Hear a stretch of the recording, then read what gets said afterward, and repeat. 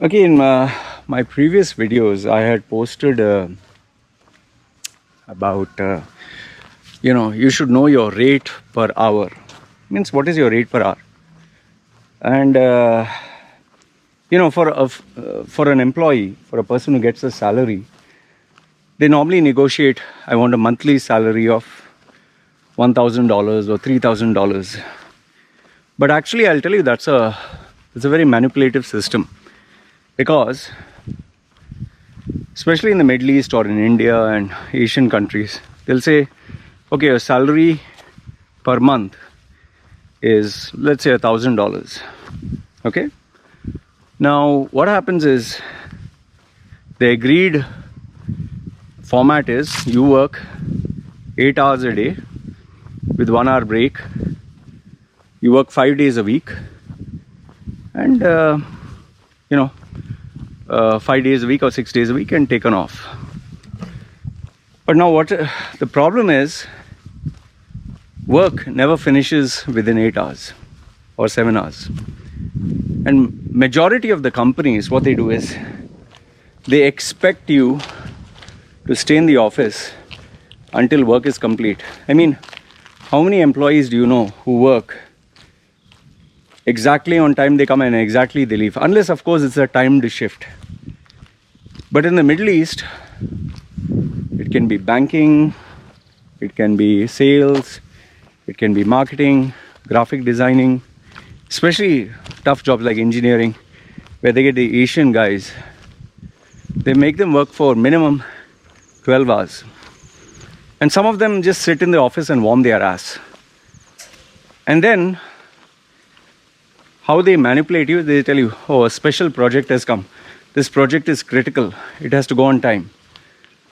So from 5 days a week, which was agreed on your contract, they make you do 7 days a week. I know people who have worked without a holiday for months.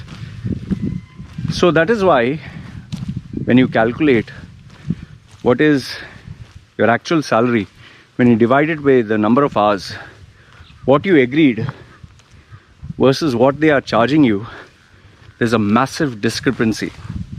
And that's how they manipulate you. That's how they make you work harder.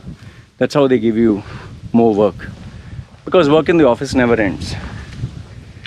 However, if you have the model whereby you get paid per hour of work, now that is a very challenging thing, because you have to complete the work within the time agreed.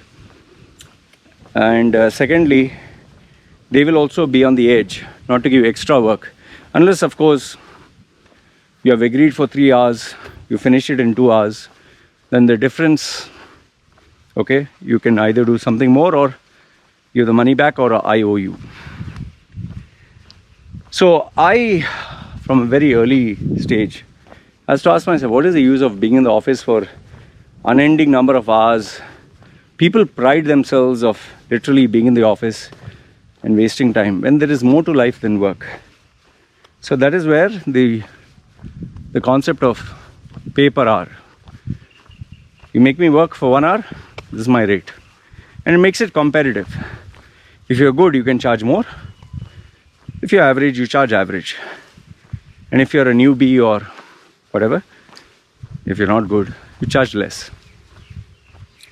However, this video is about how do you decide your per hour rate. How do you decide that? Okay.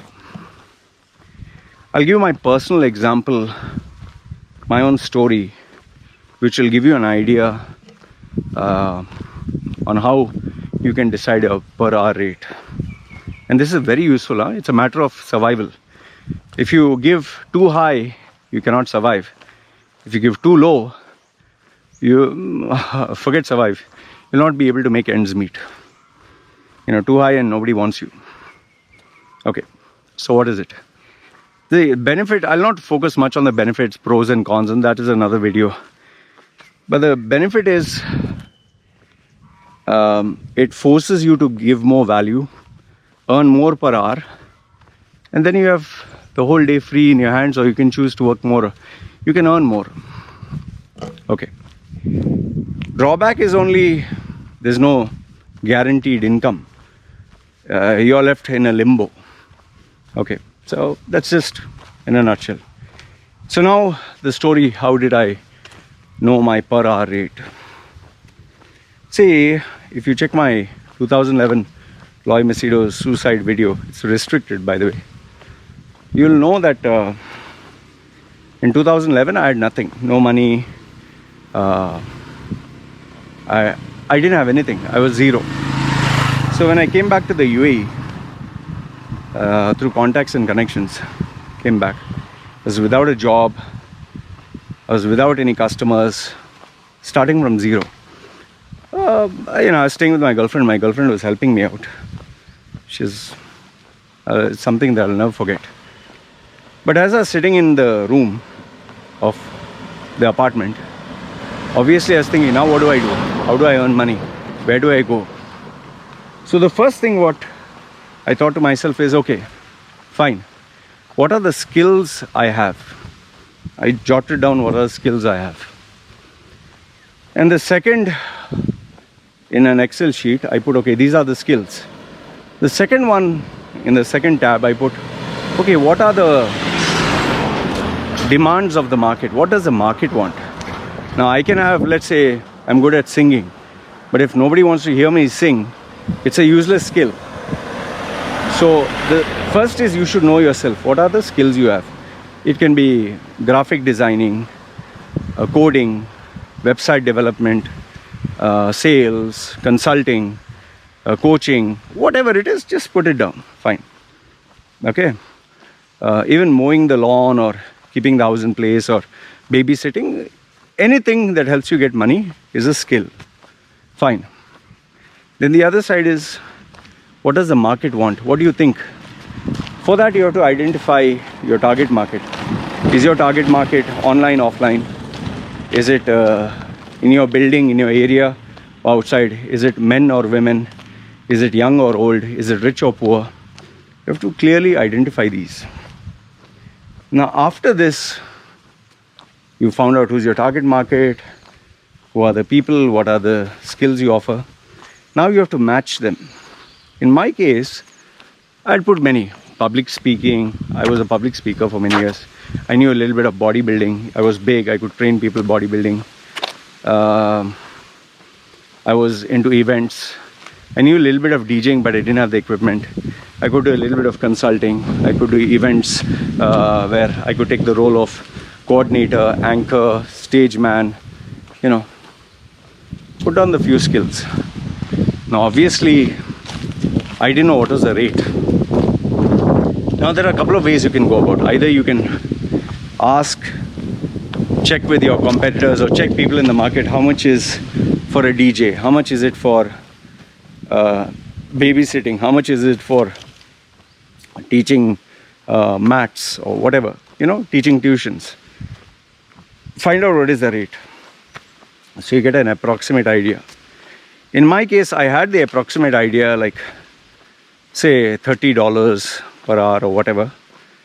But I was not sure who would take my service. So what I did is, I took the list of people, contacts. I had a list of emails for people I knew. Always go first with people that you know. And what I did is, I didn't email, I called each one personally. I said, see, listen, made a very short introduction on the phone. See, listen, I offer these. I'm starting my career from scratch. These are some of the skills I can offer. And I even told them that as a trial period, because I'm starting new, I'll give it for free. Okay, you can try any of. And the services I offered them was coaching, public speaking, marketing, making the CV. I said I'll do it for free, and if it is any good, you can either recommend me to someone, and I didn't say, or so for free. I said, and if you want, you can pay me something, but that's completely your wish. You don't have to pay. So because I give them because if you tell them I'll do it for free, they'll just say, okay, come do it, bye-bye. Don't do that. That's a mistake I made in some places.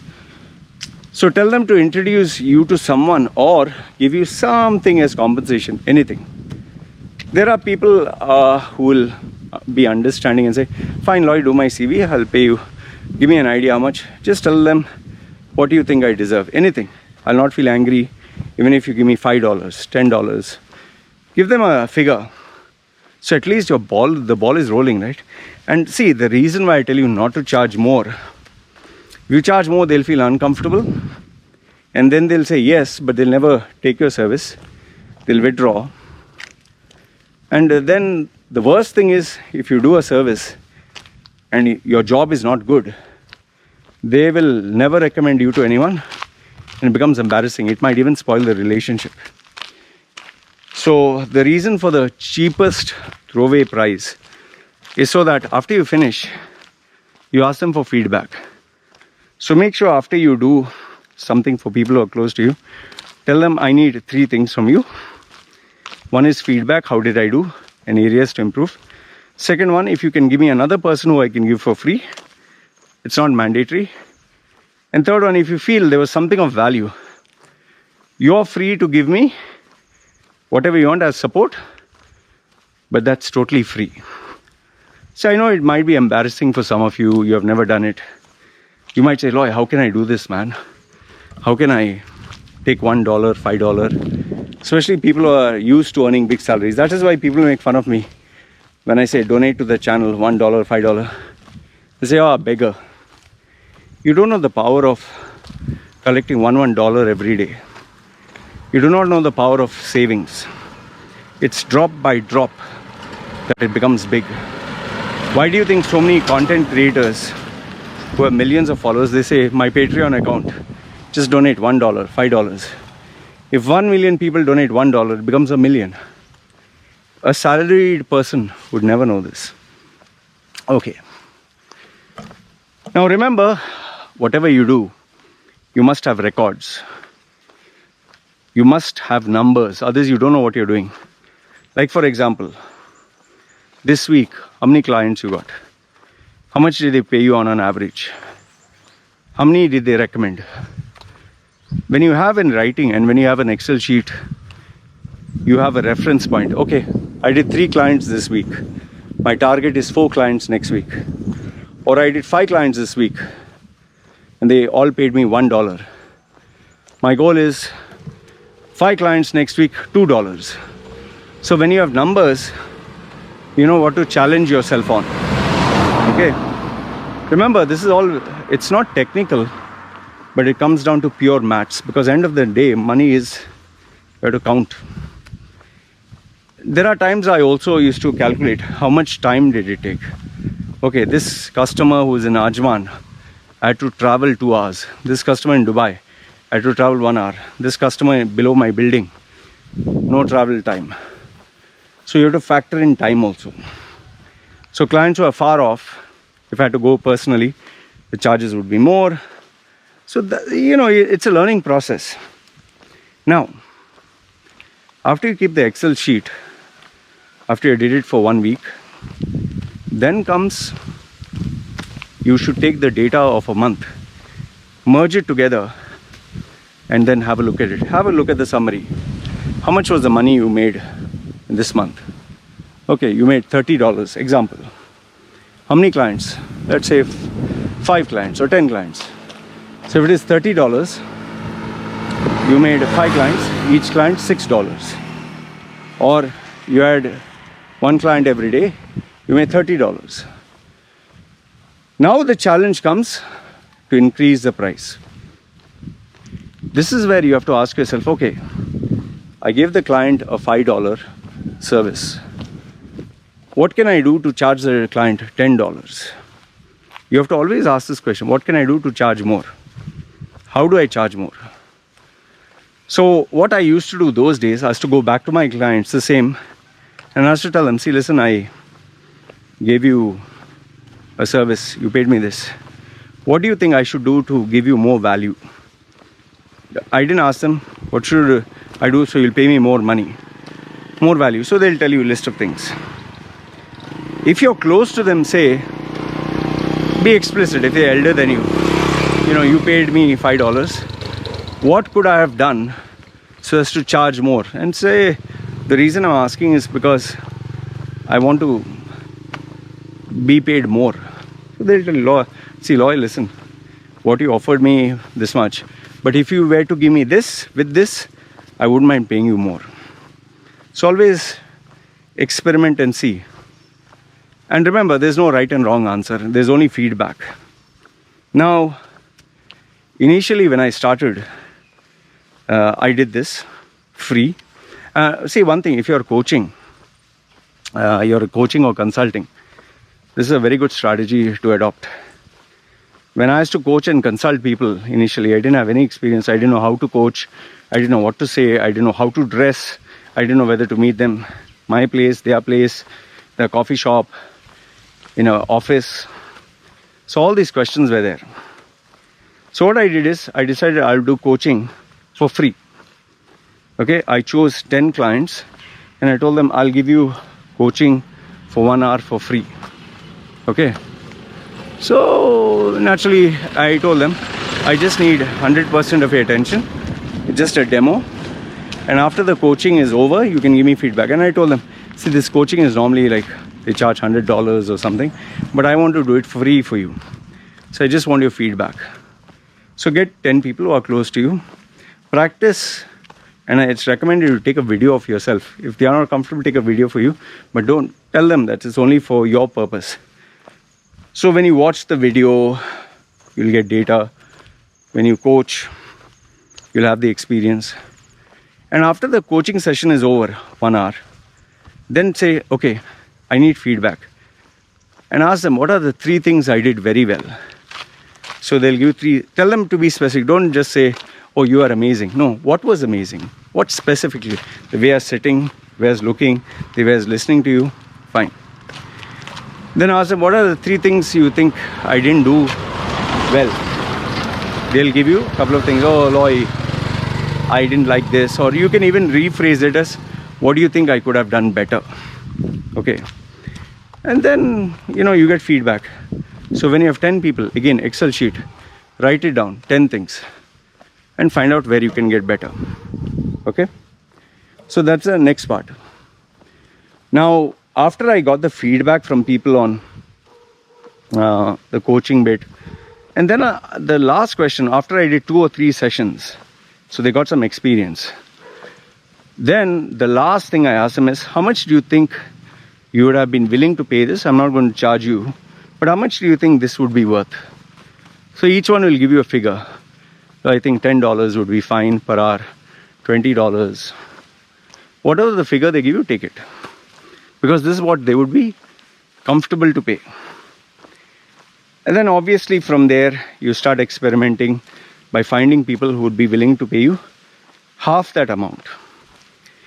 Once you start getting the role of people, see, remember, whatever rate you give, you need to have people. So start with $1. I started with $1, then I moved to $5. Once you start getting people coming in, oh, each one refers another person, each one recommends another person. When you start getting busy, you're like, oh shit, there are too many $5 people. Bump up the price to $7. So fewer people, more quality.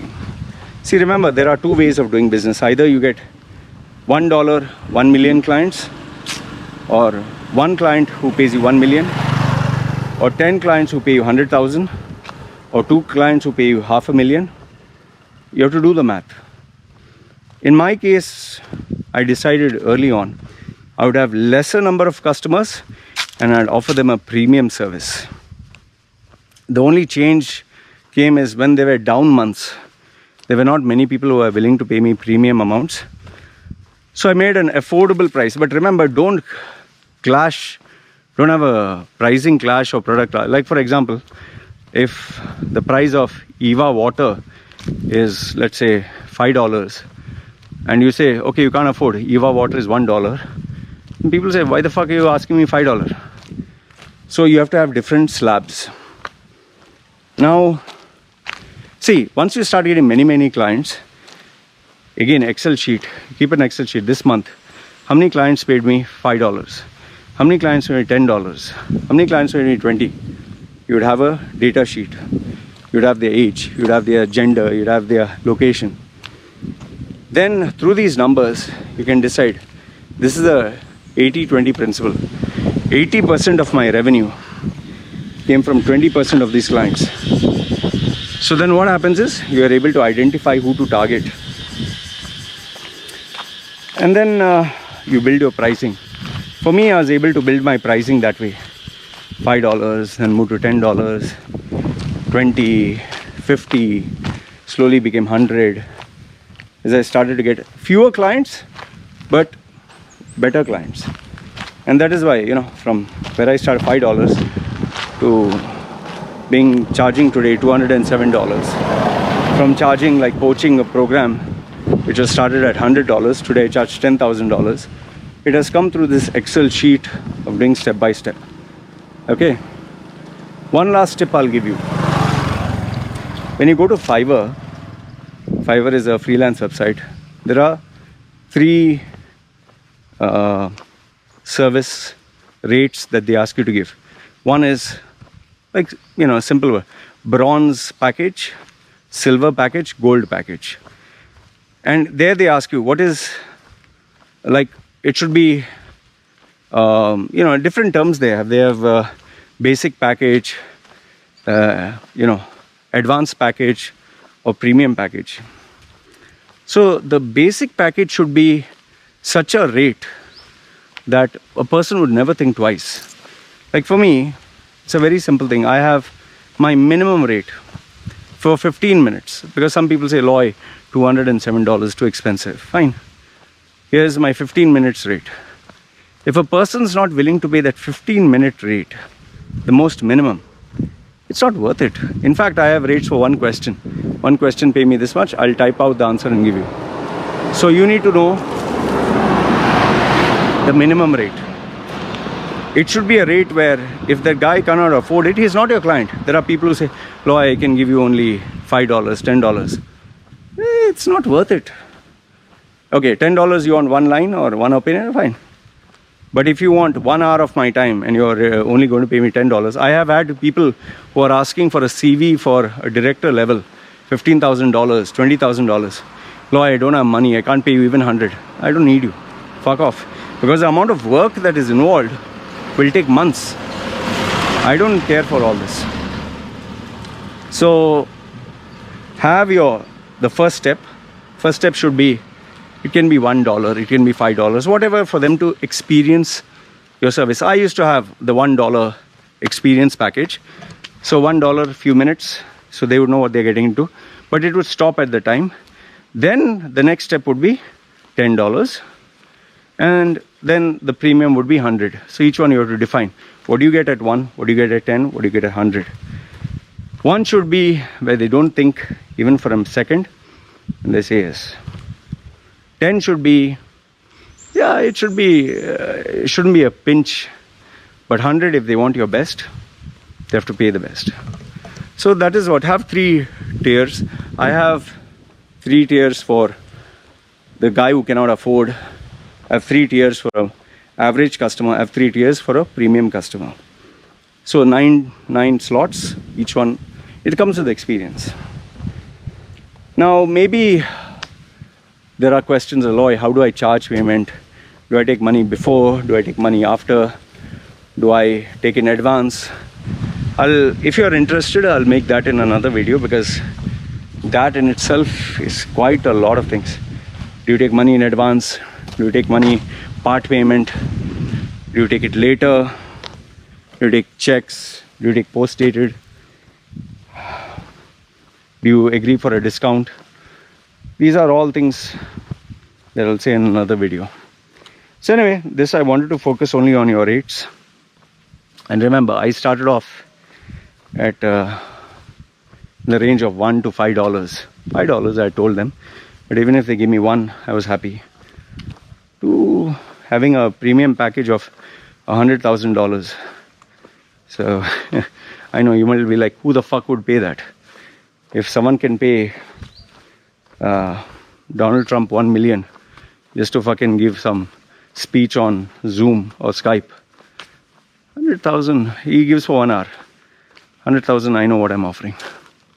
Anyway, this is what I wanted to share with you guys. If you find this video useful, let me know. Put your thoughts and comments down below. Show a little bit of love and support to the channel. And let me know what are your questions. This is me, from marketing material, how do you market, how do you sell? So many are there. Let me know what questions you have. And based on demand, I'll answer it. Comment down below. This is me signing off. Chalo.